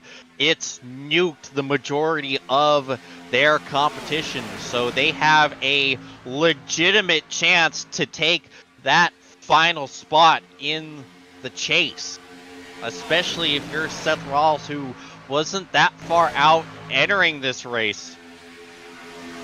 So this is especially important for that 25. Yeah, it sure is, and he's doing a great job out here tonight. It's not been a clean and green race for... here comes Pocock! Wow, a big move from Pocock! You said it! That came out of nowhere. I wasn't sure if he got hit in the rear, but a big move from Kayla jumped to the lead of this inside lane and trying to drag them past the 2 late Norman cars on the outside. Yeah, that might be just what the doctor ordered for that inside line. They've been there, James. They just haven't been able to actually exceed the speed of that inside line and actually overtake them, overtake the outside line. They've been equal and even. It's hard to pass when you need the numbers, you need the pushes. And hopefully with Pocock here, they can do that. He's getting that push from behind from Eidson now, and we know the South Shore cars have been aggressive with the pushes. Oh, Ty got shoved up into a weird position. That's going to hurt him on the bottom. Yeah, there's going to need to be a lot of checking up to try to get everyone reorganized. That is going to cost them a lot of pace, as now they're only about up to the 3rd car in line here. Connor Thompson might be the guy in the catbird seat right now. He's that third car on the outside line, kind of has the ability to think if he wants to go low. He thought about it there for a second. Chris Wright behind as well. We got a car in the wall racing. He's going to make contact. Nothing too crazy happened from that, though. No major wreck. They're going to check up and kind of get everything back in order. There is some significant damage on the right side of that 10 car now. You wonder how much that's going to mess up that outside lane, but right now it's the inside lane that's all over the place. Got a lot of 3 wide, a lot of cars not sure what they want to do. That is working out perfectly for the top 5 right now. Yeah, Ty McIntosh there, kind of JP Phillips, and I think it was Pocock kind of were fighting for that 3 wide position on track there to kind of beat their single file there. The inside line is completely just withered away. To kind of 3 cars there on the bottom of the racetrack there, kind of falling back a little bit, but they're going to have to do something big here to beat that 40 car. That's kind of obvious at this point, so we know that Tate Lytle probably not going to be the one to do that until the very end if it comes to that. So it's going to be Connor Thompson, Chris Wright maybe. Chris Wright, he's got a yellow number. Seth Rawls has a yellow number. Are they going to be aggressive with these moves within 10 to go? Because they need to keep their track position. So a lot to think about as we come down to the end of this race. Cale Pocock there on the inside line. He's been trying that a lot, that 3 wide. He doesn't want to sit there and sit in line. He wants to come up there and race, and unfortunately, that's just not in the cards right now for what they're doing. Here comes Ty McIntosh. It's our first one to jump out. Waiting for, and here comes Seth Rawls. Yep, former teammates right there. Yep. Cam and I sharing the one brain cell, but here comes Phillips. That's not gonna work. No, that's not. That's going to cause Seth to basically be left all alone. But here comes Trey Eitzen jumping out of line to help his team owner. Maybe, but nope. Seth is going to fall back to the end of the outside lane. And yeah, that's not what they needed right there, I don't think. No, not entirely sure what the unacceptable cars were doing on that. Just kind of cost some speed and wasted some time that they really don't have, because we're going to be coming back to 7 laps to go here, and you saw how long it took to really get that inside lane built up, and that's just built up enough to get them near the very front. They need a lot more to actually be able to push ahead of Tyler Fode, so you can't be dilly-dallying around. Right, and we can essentially count those 2 Lake Norman cars at the front, Tyler Fode and Tate Lytle, as one entity, really. We have a big run here, Ty McIntosh and JP Phillips, as we're kind of talking about how this didn't work. It now is working for them, and they've that was a big run through 1 and 2, but down the backstretch, that outside line supremacy just kind of showing itself once again, and it's just so hard. That outside line just always gets the run down the backstretch. It's kind of just how it's always been, so you're always going to have to contend with that and whatever. But what we can kind of say is those Lake Norman cars, I mean, that's Tyler Fode, that's Tate Lytle, 2 Elite Racing League champions right there. They obviously both know what they're doing quite a bit, so you know, it's essentially having to pass 2 cars versus 1, and you always know how hard that is to do by itself. So that's kind of why they've been able to control this outside line so dominantly for them. But it's a monumental task for McIntosh and company down there to do something with that line, and they've gotten close. It's just not been close enough to this point, and we're coming to 5 to go. Time is running out. And not to mention the fact that Lake Norman has won the last 1,000 races at Elite in a super speedway. So, yeah, you're having to fight against that. As you said it, 5 laps to go from Daytona. Does the inside lane have anything left? Can they muster any sort of a run here? Can Connor Thompson do something? Can Chris Wright do something? Are they going to sacrifice their positions? Is Chris Wright going to do something there? Oh boy, and here they come up to the lap car of Josh Adams once again. And that's going to rob a lot of speed from that inside lane. Oh, and now here comes Phillips. JP He jumps to the inside, and Ryan's going to follow him, and that's going to leave Ty McIntosh all alone. And once again, tick-tock, time slipping away as Eitzen maybe looking to jump down to the inside lane as we are 4 to go. JP Phillips in the 34, he's very adamant at passing cars, just not actually making the moves, it seems like, because he's made 2 really great passes that have killed the lines he's been in. So just a bit of I mean, I get it's a race, but we also have to know where we're at. But see, the inside line just kind of has withered away there. About 5 cars or so back on that inside line or outside line, the Trey Eitzen is up to he's up to Matthew Weeks right now. So it's like Ty McIntosh. That hurt him a lot. He's kind of stuck in the middle still, coming to 3 laps to go here. That's not going to help his situation whatsoever. He might be looking for a wreck here to see if he can get through it here at the end. Yeah, the car I'm keeping an eye on right now is that 30 of Connor Thompson-Gardner.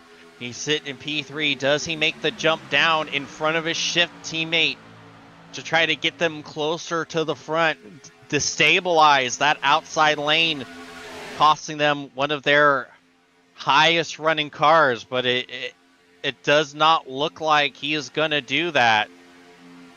So I just don't know if we're going to get that run that the inside lane is going to need. They're going to need someone else to help take the fight to these Lake Norman cars. It doesn't look like it's happening as we are coming to 2 laps to go from Daytona. Now here we go. This is the best the inside lane has looked in some time. Eitzen trying to inch closer and closer, but he is not close enough. And a little bit further on back, they're still kind of 3 wide, fighting trouble. Big contact. Oh no, and Rolls is going around, and the caution is out. Oh, big contact from Bracy and Player. Whoa, and they're still rolling. Cale Pocock able to miss it. Oh boy. The famous words in NASCAR, it's going to be a green-white checker. Yes, sir. You see, there's going to be some contact between the 25 and the 07. See, Seth running a little lower out of that outside lane. Makes contact with Bracy, goes back up the track, almost has it. It's a tally on the 07. Again, I'm not entirely sure about that one because it looks like the 25 is doing most of the moving down. I don't know. What's your opinion on that, Cam? I'd have to roll it back one more time and look at it here, see it from Ray Bracy's perspective. Yeah, Seth's kind of out of position here a little bit compared to the line he's maybe supposed to be in, but yeah, and Seth and Ray's getting pushed by McIntosh, so he can't really check up, and he's already super close to Rucker as it is, so he can't really go any lower. So I really don't know what Ray Bracy could do on that. Yeah, and we're hearing that he is going to appeal that one, so we'll see if that gets overturned. But well, end of the race here. Why don't we go ahead and take what might be our final ad break. Tickets are on sale now for the 5th Enjoy Illinois 300 at Worldwide Technology Raceway. September 11th through 13th brings a full weekend of action with the NASCAR Cup Series, NASCAR O'Reilly Auto Parts Series, and St. Louis's biggest music festival, Confluence. The stars shine on and off the track, and your ticket gets you everything: cars, concerts, camping, food, and fun. Don't miss it. Get your tickets now and save big at WWTRaceway.com.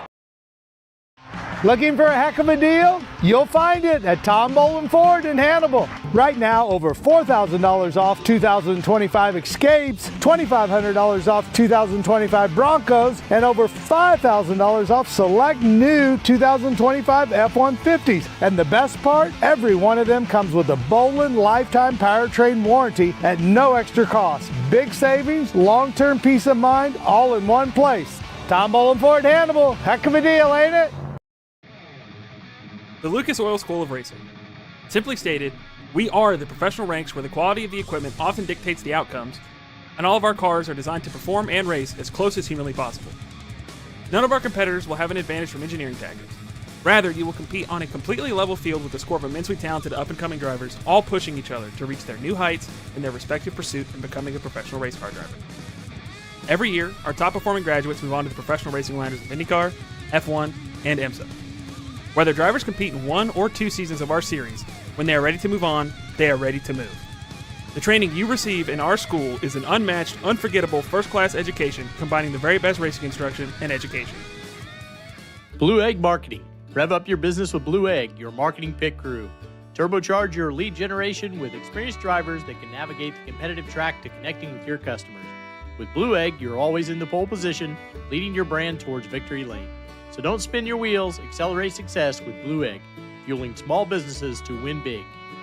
This is Bobby Bolin from Tom Bolin Ford, and I have huge news for you. Right now, we are offering interest rates as low as 3.99 on most of our used cars. That's right, 3.99 happening right now. And it gets even better. These used vehicles come with the Bolin Lifetime Powertrain Warranty, giving you protection for the long haul. This is your chance to save big with incredible rates and shop our wide variety of trucks, vans, SUVs, and cars. Only at Tom Bolin Ford in Hannibal. Heck of a deal.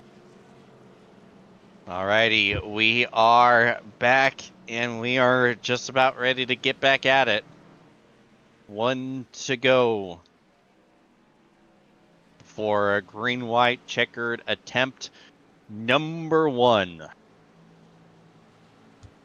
We can see the Lake Norman teammates have obviously positioned themselves to be together on the restart here. So Trey Idson and JP Phillips going to have to figure out a way to get a good restart here and get hooked up to be able to do something with that duo, because they've been very hard to beat. Connor Thompson there in the 5th position currently, 3rd car on the bottom. He's kind of been the wild card in this situation. We thought he might be the one to pull out and go to the inside line a few laps ago. That's obviously not going to be the case now. He's already there kind of behind the Lake Norman cars, but Chris Wright's there as well. He's probably going to be more conservative than the others around him because he is on that bubble in the points. So he needs he pretty much needs every point he can get, and he's got a pretty good haul tonight compared to his competition.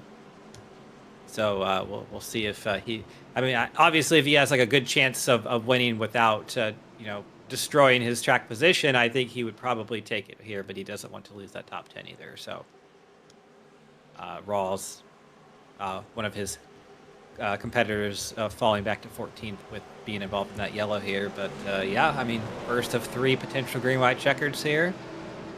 We'll see if we can get to the white flag and get this race ended, or if we're going to get number 2. One thing to keep in mind, the Lake Norman cars, they were controlling the race in the outside lane. They're going to be on the inside. So things might be a little different as the pace car makes a hard left-hand turn onto pit road. Green means go. We're back underway at Daytona. 2 laps to go in the regular season. Potentially 2 laps to go. So you see, it's the Lake Norman cars about near hooked together, but that's kind of it. They have a couple cars length of space. This is the opportunity that everyone else needed to try to get themselves past these 2. What can the outside lane do? Idson being shoved by Phillips. Fody gonna try to jump to the outside. Oh, and a big move from Idson to jump down to the bottom. And the Lake Norman cars are separated.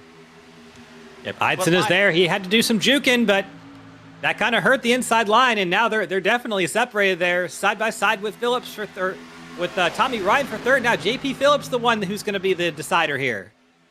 Yeah, coming to the white flag. 1 lap to go from Daytona. Tyler Fode leads, but he's got 2 teammates right behind him. What do they do? Here comes Phillips. He jumps to the outside. Ryan tries to go with him. Meanwhile, they're wrecking in the back.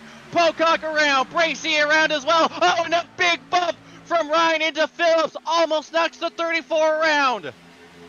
They hold on to it, and they're going to try to get back past the 40. Oh, and they rig it again. Lionel into the wall.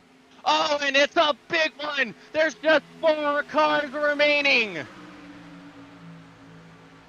Just 4 to go. Will he get the help from Eisen? Here comes the 27 to the back of the 34. Fode is all alone on the outside.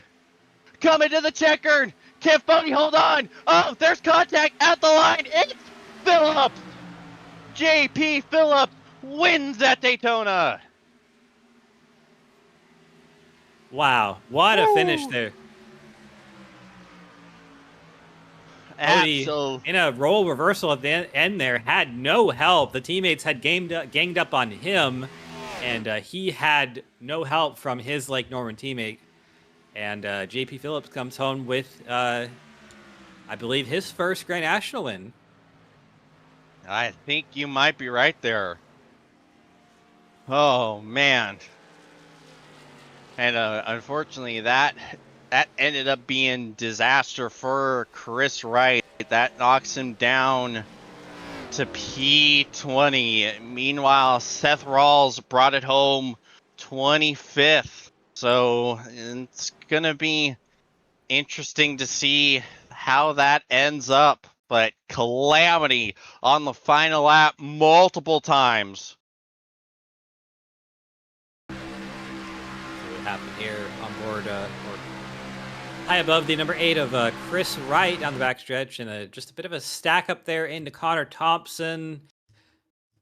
Tate Lytle gets turned around, and just a bunch of Connor Thompson tries to get back on the racetrack. Some net code into Chris. Chris gets spun around here, and it's just kind of chaos ensuing. And the interesting thing to keep in mind is Tate finished 13th. Matthew Weeks finished 16th. So I have no idea how that's going to end up for the 1 seed chase. I might end up in a tie. I honestly don't know.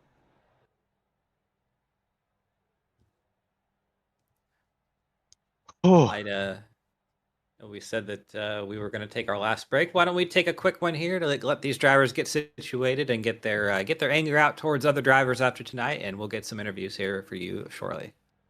Tickets are on sale now for the 5th Detroit, Illinois 300 at Worldwide Technology Raceway. September 11th through 13th brings a full weekend of action with the NASCAR Cup Series, NASCAR O'Reilly Auto Parts Series, and St. Louis's biggest music festival, Confluence. The stars shine on and off the track, and your ticket gets you everything: cars, concerts, camping, food, and fun. Don't miss it. Get your tickets now and save big at WWTRaceway.com.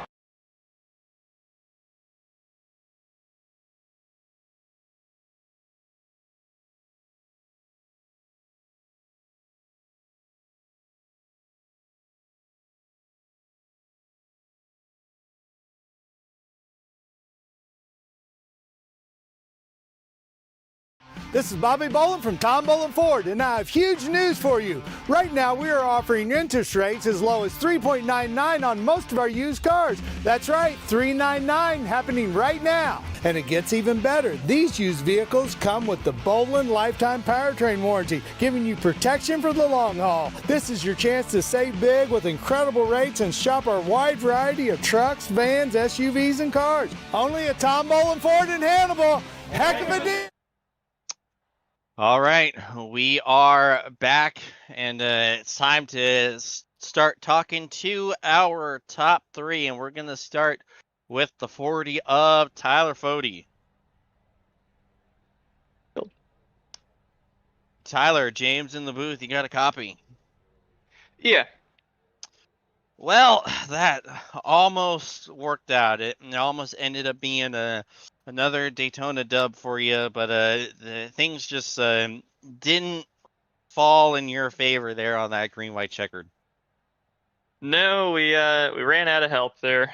Trying to get a good restart again with Tate, and yeah, I mean we did it the way we wanted to, but the guy behind him didn't really go, from what it sounded like. So yeah, the plan was to try and just smoothly get ahead of the outside row and just get up in front of him without there being too much of a gap. And yeah, just kind of bogged, never got clear. So at that point, I just had to block the top, see if I could keep the lead. And yeah, I don't know. I guess it was 3-on-1 at the end. No one was. I think they're teammates. I don't know, but we were just laughing about it in the waiting room that no one was going with me there that back stretch. So it is what it is. You need the friends in the end of these things. So that's what happened there. But congrats to JP. It was a good battle there coming to the end. So we'll take it. Absolutely, it was still a heck of a run out there for you and your part-time appearance. It was definitely a chaotic race. Were you kind of surprised by that? A little bit. I mean, it was it's the cutoff for the chase, but yeah, and I don't know. It's probably also to do with the package a little bit. It's super hard to try and get up through the field. So I think it was you guys being a little aggressive, but I was just happy to stay ahead of most of it and be there in the end. Alrighty, well, great run for you tonight. Any sponsors, plugs, and shout-outs you'd like to give before we let you go? Yeah, just the Lake Norman guys who ran the night, Tate, Austin, Chris. Based off our calculations in our head here, I think Tate is on a tiebreaker with Weeks for the regular season, which I think he wins the tiebreaker. But we'll see how that plays out. It was that was what we were kind of trying to manage most of the race. But yeah, shout out to those guys. Shout out to Ray Bracey, Bojo Designs, painting our cars up. Shout out to JP again on the win. I think that's his first B car win. So that's cool. Shout out to you guys here too for running the cameras, doing the officiating, and the broadcasting. Alrighty, we appreciate you, Tyler, and hopefully we're talking to you again sometime soon, at any rate. Yeah, some of these super speedways coming up, I'll be back, so we'll see. All right, there's your third place finisher of Tyler Fody, and now it's Cam with our runner-up. Hey Trey, this is Cam in the booth. Got a copy? Hey, you guys, what's up? Pretty good. Looked like you had some fun out there. It was an interesting race from our perspective. Kind of the Lake Norman duo of Fody and Lytle. They were kind of hard to pass, but you had a couple of dancing partners out there, and were able to make some moves. Come home with a second place finish. Tell us about your night. Yeah, it was. I was kind of in between them for a little while. And then just with the cautions and the restarts being in different lanes, like I could never keep them separated. But I've always, I always seem to be around them too, at plate races, or even some of the intermediate stuff, like just kind of, you hanging out the front long enough, you're around the same people. So I knew, we were all kind of take care of each other. But it kind of is what it is. The first time I've driven this car with the update, I didn't know the right rear was so sensitive as far as like you can't let anyone get out there, or you just parachute. And the bottom, it took, you had to have some really good pushers on the bottom to make it work. And Ty was behind me there with maybe 20 to go. And I was scared to death. Like it literally felt like the rear tires were off the ground. And I'm like both hands on the wheel, like making like minute movement and just letting the bump drafting like steer it around the track. And sometimes it would make it push, and I was afraid to put more wheel into it. Like it was just very sketchy to try to make hay on the bottom. But I feel like I passed a million cars, started in the back, got to the front, got some damage, went to the back, got it fixed, went to the front, drove too many stalls, went to the back, went to the front. So I'm interested to see like the total passed cars thing once the results get uploaded. At the end, I've raced, I'm not technically teammates with JP and Tommy, but we've raced each other for probably 4 or 5 years now. So I knew they would probably help me out when they were pushing, and we were making hay before like maybe 4 or 5 to go. The bottom was actually, we were almost even, and I figured they would stay there till the end. Maybe like turn 4 shenanigans could unfold, but that's why I went with JP at the end. Once we kind of was just like Tommy, me, and JP and Tyler. So I went with JP thinking maybe I could push him completely by Tyler. I could get by Tyler and then jump up and get to JP's right rear, maybe drag race to the line. That was my thought process, but it just didn't unfold. Tyler he kind of got down on the right rear, and I just couldn't get clear. All in all, that was a really rough race. Felt like a demolition derby. We could never really get going until maybe half the field was wiped out. So to come home second, I will gladly I'll take that into the chase, and we'll see how the points stack up, in a few weeks.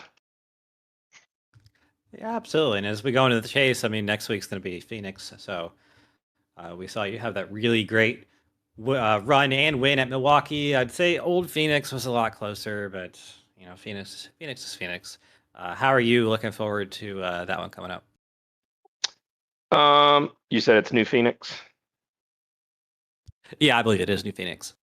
I'm okay there. I'm not a fan of the whole like cut the backstretch thing.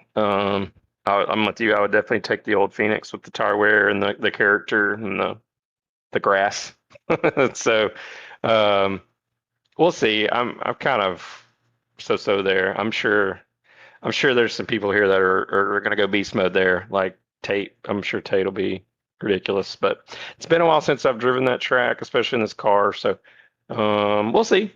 I'm not too worried about Phoenix. I really have to look at the schedule to see kind of where we're going, but I think I could show up to Phoenix, maybe run, I don't know, top 5. Get the chase off to the right start, and like I said, with it being a chase, it's really you're just chasing points. No pun intended, but it's going to be tough because you're going to start in a hole to Weeks and Tate, and then those guys, they're going to be right there. So it's going to be really tough to make up points. I don't know if you flip stages or get off sequence with tires. Like I haven't really thought about how we're going to make up points. I know we're just getting started, but it's still kind of it's going to be a tough go to make up these gaps when it feels like the top 5 guys are kind of always in the top 5. So we'll see. You might have some wild cards that take tires at the end. Don't take tires, cause some chaos. So all we can do is show up and see what happens. That pesky fact that when fast people are fast, they kind of tend to keep being fast and keep being up there. And it's like, I saw you last week. Yeah, exactly.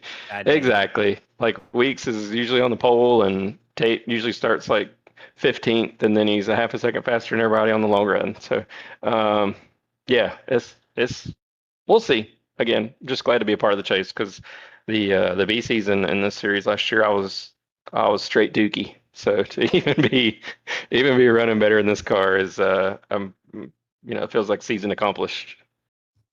Right on. Before we let you go, Trey, any sponsor shout outs? Yeah, just as always, got to thank AB Quality Auto Glass, Seth, and everybody at Shift. Connor was about the only one that survived tonight with me. I think Seth was in like 10 wrecks, and everybody else pretty much was torn up from the get go. So we all really couldn't get together there at the end. So I got to see which teammates made the chase, and maybe we can work together and try to stack some points. But nope, thanks to those guys. Thanks to you all for broadcasting. Thanks to the admins and all the sponsors that keep us going so we can do this.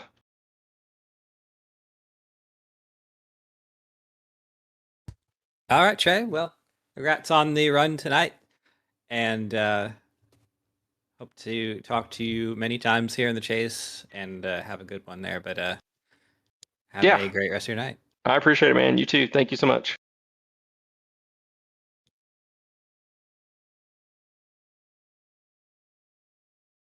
Yes, sir. JP, James in the booth. You got a copy? Yeah. How are you guys? Oh, all right, but not as good as you. Man, I do believe that was your first elite win. I think it's the second one. I think I got one in the trucks at Atlanta, I believe. Well, still, it was a awesome first B car win for you. It was a incredible battle between you, Fody, Trey, and your teammate Tommy Ryan there at the green white checker. Just take us through that.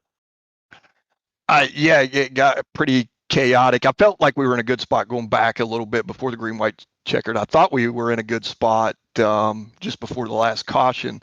I liked where we were at there. We were lined up behind Trey, and I think poised to make a move on the last lap. It seemed if you could get in the middle of three wide, you could get sort of side draft both ways, and it seemed to be fast. But the green white checker, you just don't lift, right? Don't lift and go where they're not.